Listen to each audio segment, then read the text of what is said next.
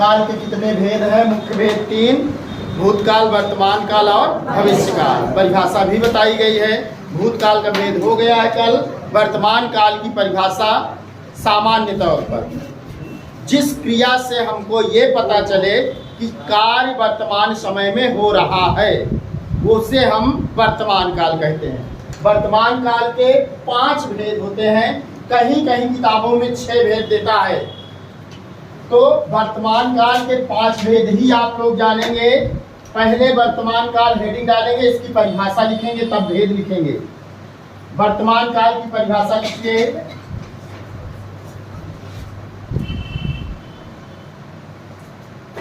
क्रिया के जिस रूप से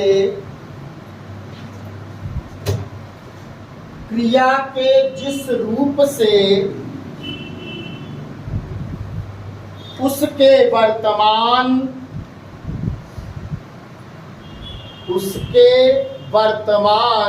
समय में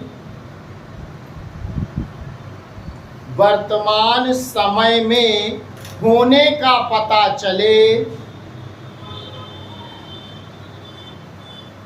वर्तमान समय में होने का पता चले उसे वर्तमान काल कहते हैं।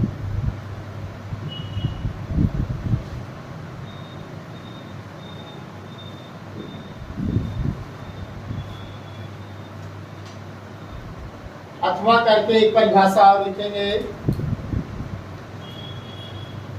जिन क्रियापदों से, दूसरी परिभाषा, जिन क्रियापदों से क्रिया के वर्तमान समय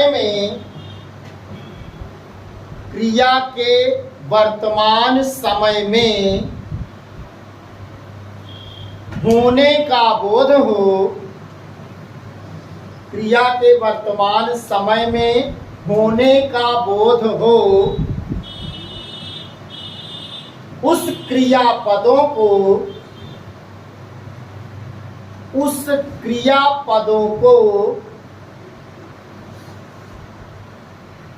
वर्तमान काल कहा जाता है। उस क्रियापदों को वर्तमान काल कहा जाता है। जैसे उदाहरण लिख लीजिए, तब फिर भेद। जैसे राधा चाय बनाती है, राधा चाय बनाती है।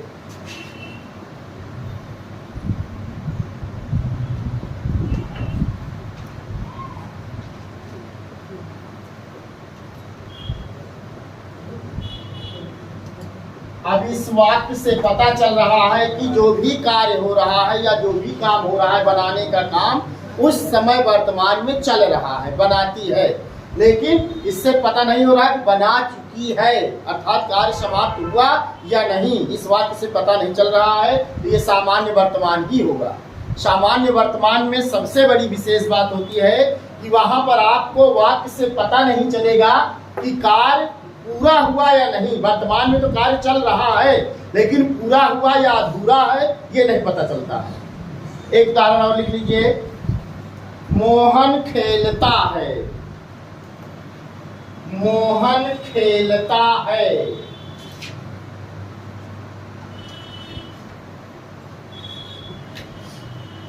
अब वर्तमान काल के भेद लिखेंगे, हेडिंग डालेंगे वर्तमान काल के भेद।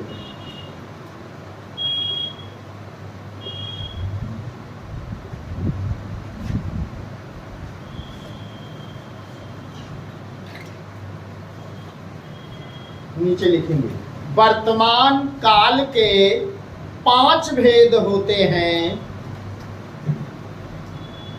वर्तमान काल के 5 भेद होते हैं। पहला, सामान्य वर्तमान काल। सामान्य वर्तमान काल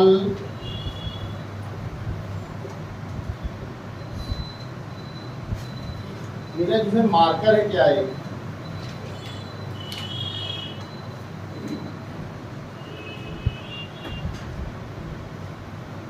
और दूसरा अपूर्ण वर्तमान काल। अपूर्ण वर्तमान काल।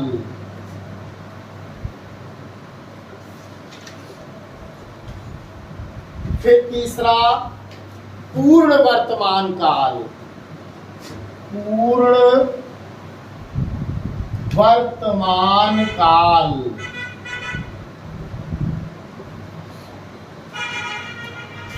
और चौथा संदिग्ध वर्तमान काल। संदिग्ध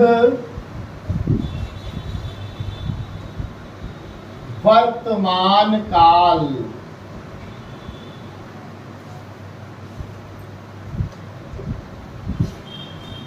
और पांचवा है संभाव्य वर्तमान काल। संभाव्य वर्तमान काल। पहले तो ये 5 भेद आप एकदम से तैयार होनी चाहिए। जैसे भूतकाल में 6 भेद है, 6 भेदों का नाम याद होना चाहिए। फिर अब एक वर्तमान काल के भेदों का उदाहरण और परिभाषा देखेंगे। सबसे पहले हेडिंग डालेंगे सामान्य वर्तमान काल। सामान्य वर्तमान काल।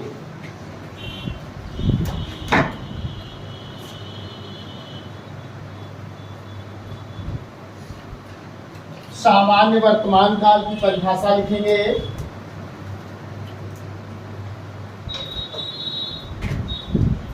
जो क्रिया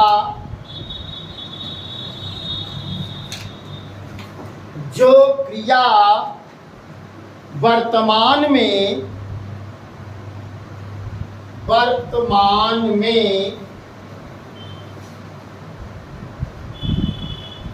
सामान्य रूप से घटित होती है। सामान्य रूप से घटित होती है।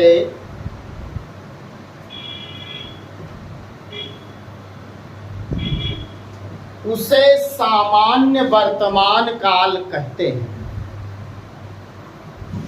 उसे सामान्य वर्तमान काल कहते हैं।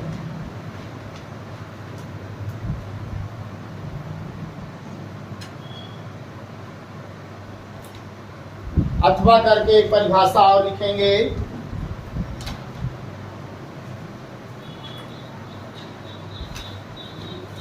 जिस क्रिया रूप से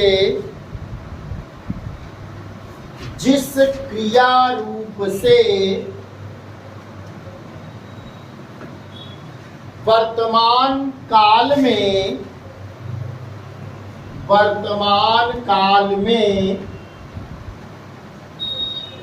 क्रिया के सामान्य रूप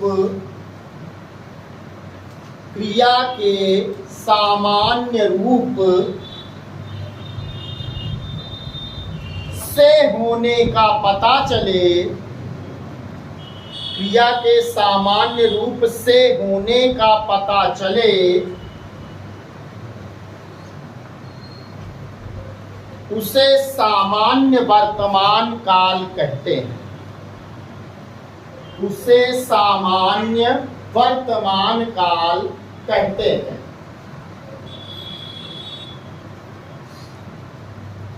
जैसे उदाहरण देखेंगे सामान्य वर्तमान का। वह खाता है।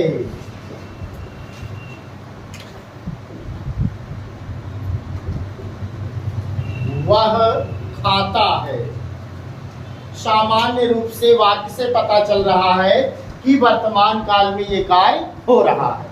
दूसरा उदाहरण, राधा खेलती है।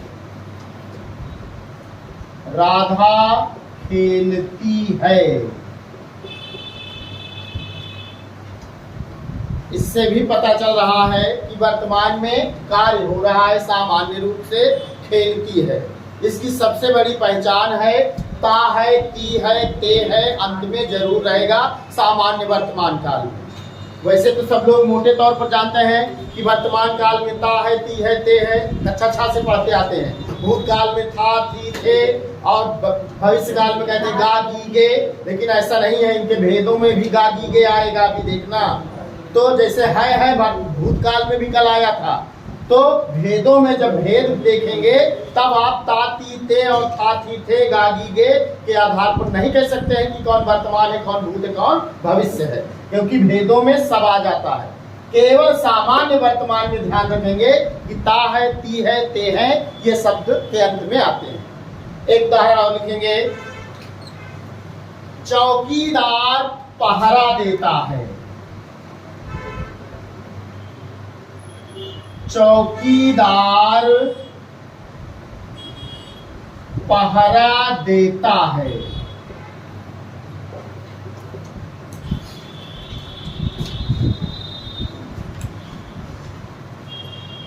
एक उदाहरण और लिख लीजिए, गीता पढ़ती है। गीता पढ़ती है।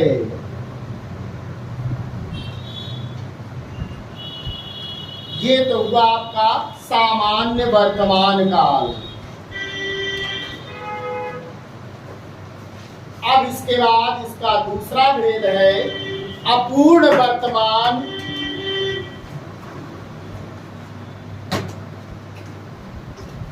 अपूर्ण वर्तमान काल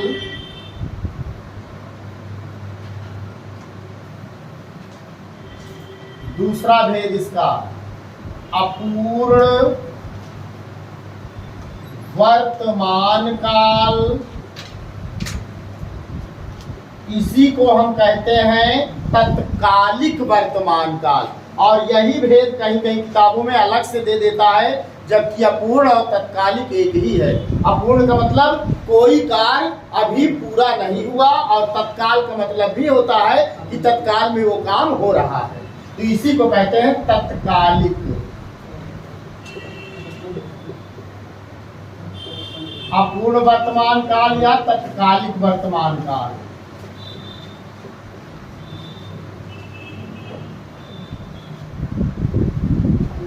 ये दोनों एक ही हैं। किताबों में कहीं कहीं दोनों को अलग अलग कर देता है तो वो 6 भेद हो जाता है, लेकिन 5 भेद आपको याद रखना है, यही 2 एक ही है और सब अलग अलग है। इसके पहले परिभाषा लिखेंगे तब उदाहरण।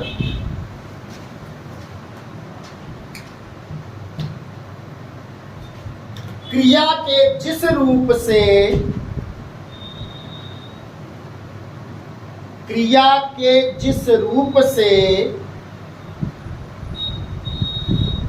यह पता चले कि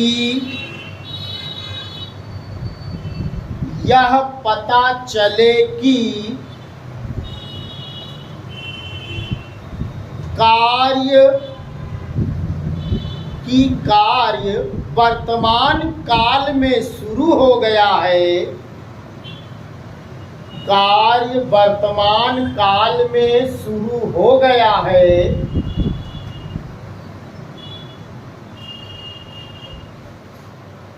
और अभी चल रहा है,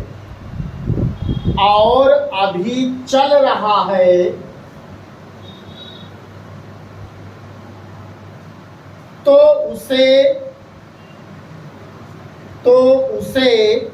अपूर्ण वर्तमान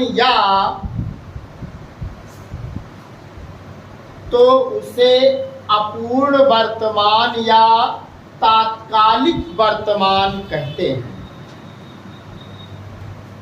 अपूर्ण वर्तमान या तात्कालिक वर्तमान कहते हैं।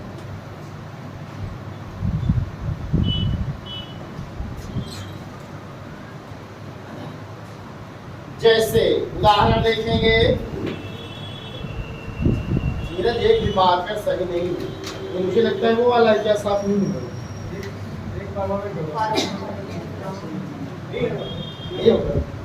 इंक है, सही कर लेना चाहिए पहले। चलो उदाहरण लिखिए, जैसे वर्षा हो रही है।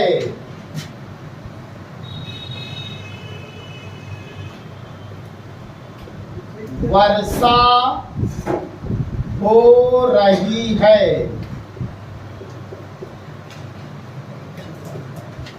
जैसे अपूर्ण भूत था ये।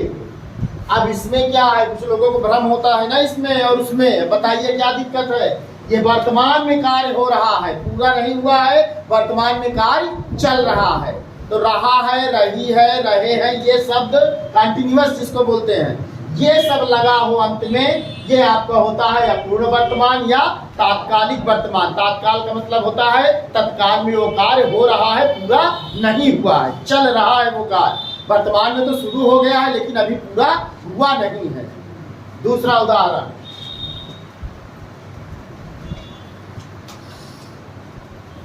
राम जा रहा है।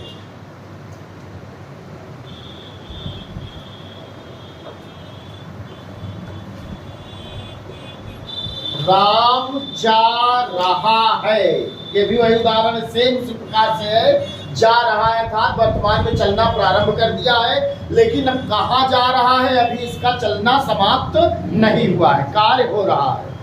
एक उदाहरण और लिखिए, पुजारी पूजा करा रहा है। पुजारी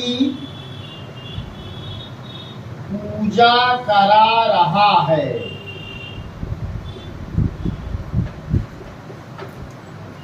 ये हुआ आपका अपूर्ण वर्तमान या तात्कालिक वर्तमान। देखो पूर्ण वर्तमान का परिभाषा लिखिए, तो परिभाषा लिखिए, क्रिया के जिस रूप से जब तक प्रचार नहीं था तब तक प्रतिदिन डंडा रहता था, बनवाइए सर रखा है, किसी को समझ नहीं। और जब कुछ ना होता सर जी कुछ करते नहीं हो, आप कुछ करते नहीं हो। हमारे पास अगर इतना समय होता तो हम क्यों दूसरे को कहते। लिखिए, क्रिया के जिस रूप से वर्तमान काल में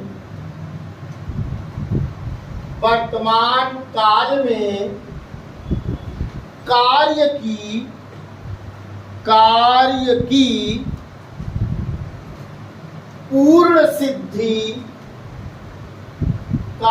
की पूर्ण सिद्धि का बोध होता है, पूर्ण सिद्धि का बोध होता है, उसे पूर्ण वर्तमान काल कहते हैं। उसे पूर्ण वर्तमान काल कहते हैं। अर्थात ऐसा वाक्य हो जिस वाक्य से हमको ये पता चले कि वर्तमान में ही वो कार्य पूरा हो गया, अभी वर्तमान समय में ही वो कार्य पूरा हो गया, वो होता है आपका पूर्ण वर्तमान काल। जैसे उदाहरण देखेंगे, मैंने रोटी खाई है। उदाहरण देखेंगे, मैंने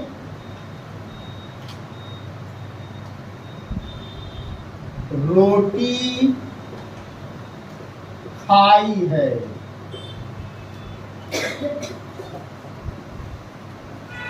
अब इस वाक्य से पता चल रहा है कि जो व्यक्ति कह रहा है इस समय वर्तमान में मौजूद है और कह रहा है कि मैंने रोटी खाई है, अर्थात वर्तमान में ही अभी अभी खाया है।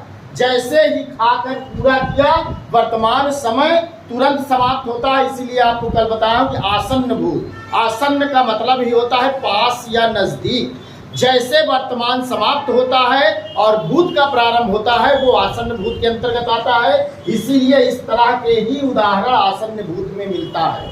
जैसे ही वर्तमान समाप्त हुआ, भूत लगा, वो आसन्न भूत अर्थात वर्तमान के समीप। तो ये उदाहरण आसन्न भूत में भी जाएगा। इस प्रकार के उदाहरण देखेंगे आप, तो आसन्न भूत और पूर्ण वर्तमान में कोई अंतर नहीं होता है। ध्यान देंगे, ये जब भी अगर ऐसा उदाहरण आएगा तो दोनों विकल्प नहीं देगा, और देगा तो फिर दोनों सही कराएगा, क्योंकि आसन्न भूत और पूर्ण वर्तमान में कोई अंतर होता ही नहीं है। आसन्न का मतलब ही होता है पास या समीप, और पूर्ण का मतलब होता है जैसे ही वो कार्य हमारा वर्तमान काल में समाप्त हुआ, तुरंत आसन्न भूत लग गया। दूसरा उदाहरण देखेंगे, आसन्न भूत का उदाहरण एकदम यही उदाहरण मिलेगा। दूसरा उदाहरण, राजेश ने पुस्तक पढ़ी है। राजेश ने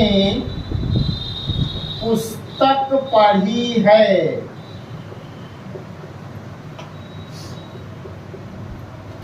सेम वही उदाहरण जैसे ऊपर वाला है उसी प्रकार अर्थात वर्तमान में वो पूरी तरह से पुस्तक पढ़ लिया है, पढ़कर समाप्त हो गया, रुका नहीं, काम पूरा हो गया, इसका मतलब आसन्नभूत प्रारंभ हो गया।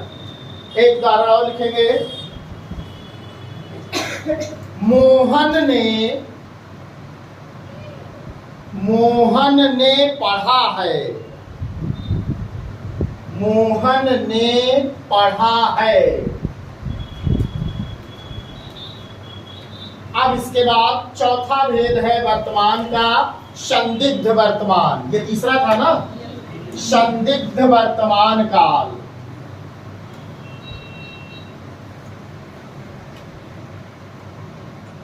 संदिग्ध अर्थात संदेह।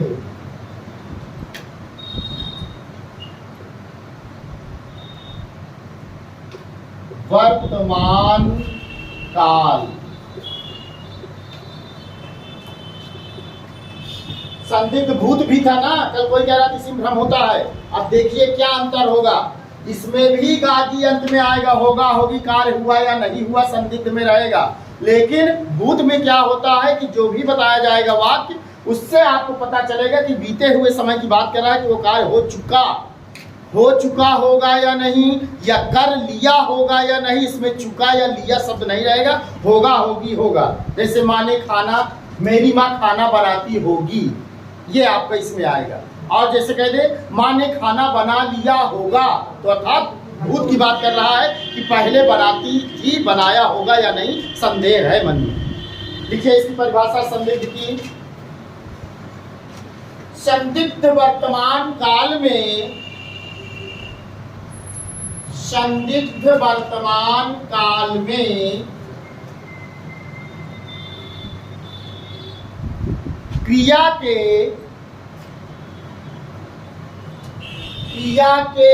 होने में संदेह प्रकट होता है। क्रिया के होने में संदेह प्रकट होता है।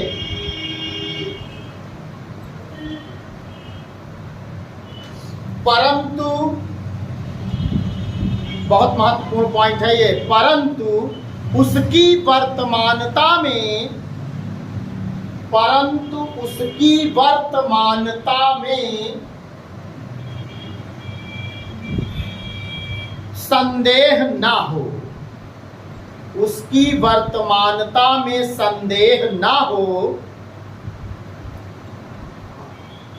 उसे संदिग्ध वर्तमान कहते हैं। उसे संदिग्ध वर्तमान कहते हैं। अब परिभाषा से समझ में आ रहा है कि किसी के क्रिया के होने में संदेह तो प्रकट हो रहा है, लेकिन वर्तमानता में कोई संदेह नहीं, वर्तमान में ही वो कार्य संदिग्ध है कि वो हो रहा है या नहीं, या होगा या नहीं होगा। लेकिन भूतकाल में क्या होता है, संदिग्ध में क्या होता है, जो भी संदिग्धता या संदेह होता है वो बीते हुए समय की बात की होती है कि वो कार्य कर लिया होगा या नहीं, काफी पहले की बात होती है। इसमें वर्तमान में संदेह दिखाया जाता है। हेलो,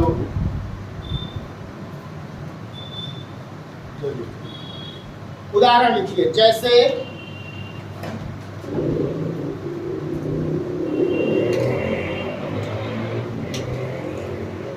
राम खाता होगा। राम खाता होगा।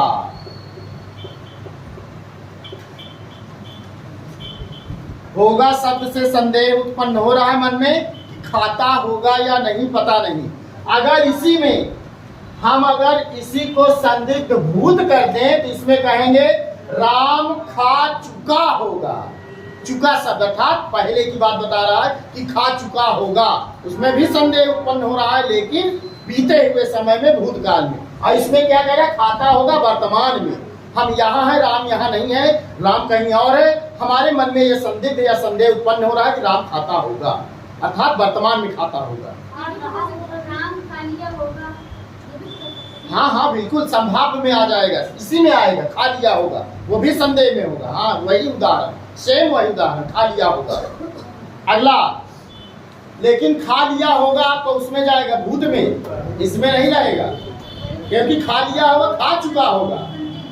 हाँ भूत में जाएगा। दूसरा उदाहरण संदिग्ध वर्तमान का दूसरा, राधा आती ही होगी, राधा आती ही होगी।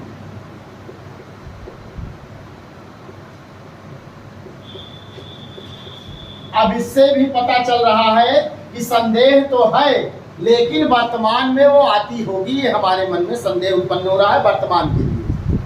एक उदाहरण और,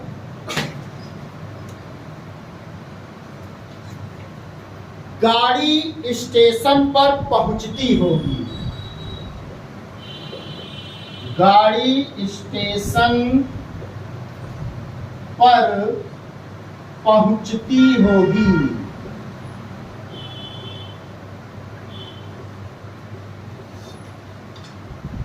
यह है आपका संदिग्ध वर्तमान, जिसमें ध्यान देंगे होगा, होगी, होगे ये शब्द आएंगे।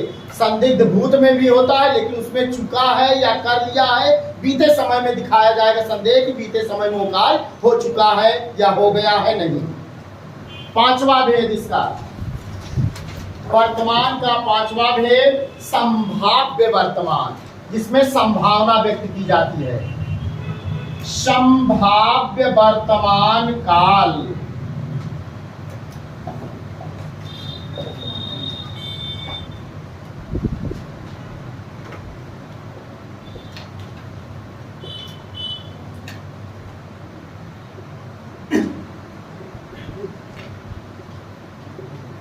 संदिग्ध और संभाव्य लगभग लगभग मिलते जुलते हैं, लेकिन एक ट्रिक बताते हैं अभी, जिससे आप क्लियर कर लेंगे। पहले इसकी परिभाषा लिखिए संभाव्य वर्तमान की। संभाव्य वर्तमान काल में लिखेंगे जिस क्रिया से कार्य के, जिस क्रिया से कार्य के होने की या करने की, होने की या करने की संभावना का बोध हो,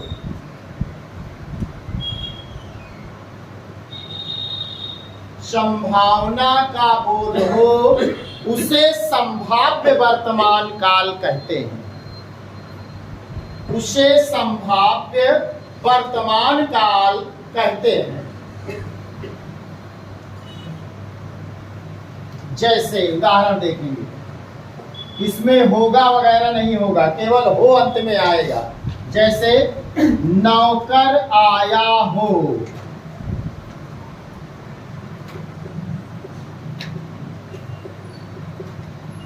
अब अपने से समझने के लिए आप आगे लगा सकते हैं शायद नौकर आया हो, लेकिन शायद ना भी लिखा रहे तब भी अंत में हो रहेगा, अर्थात संभावना की जाएगी, बस संदेह नहीं रहेगा, केवल मन में एक संभावना व्यक्त की जाएगी शायद आया हो। और संदिग्ध में क्या होता है, संदेह बना रहता है कि कर लिया होगा या नहीं। नहीं शब्द तो नहीं लगता है, लेकिन अपने से वहां वाक्य में आपको लगेगा कि पता नहीं वो काम किया होगा या नहीं, संदेह बना है। संदेह में हाँ या ना दोनों होता है, और इसमें केवल व्यक्त की जाती संभावना कि शायद वो आया हो, नहीं किया जाता इसमें। दूसरा उदाहरण, राधा बोली हो,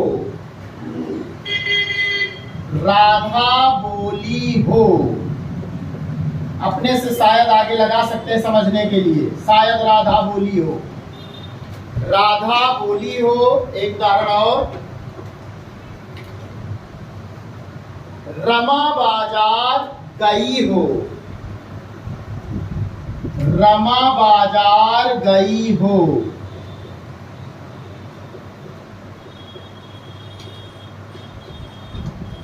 हो शब्द इसमें जरूर लगा रहेगा, ध्यान देंगे। संभावना तभी व्यक्त होगी जब अंत में हो लगा रहेगा। एक उदाहरण और लिख लीजिए, देखो वह घर पर आया हो, देखो वह घर पर आया हो।